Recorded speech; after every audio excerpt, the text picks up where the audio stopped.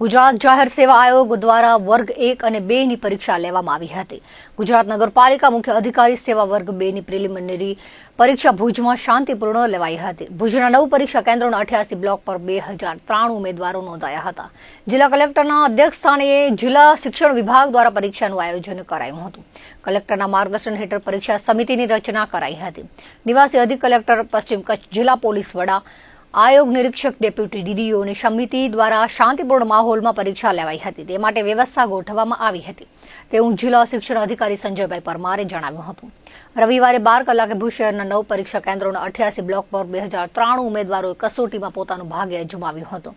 ચુસ્ત બંદોબસ્ત વચ્ચે પરીક્ષાનો શાંતિપૂર્ણ પ્રારંભ થયો હતો। જિલ્લામાં જીપીએસસીની પરીક્ષા ઉમેદવારો કોઈ પણ ભય કે ત્રાસ વિના આપી શકે તેમ હેતુથી જરૂરી પગલાં લેવાયા હતા। કચ્છમાં નોંધાયેલા 2093 ઉમેદવારો પૈકી 1829 ઉમેદવારોએ શાંતિપૂર્ણ પરીક્ષામાં ભાગ લીધો હતો, જ્યારે 264 ઉમેદવારો ગેરહાજર રહ્યા હતા।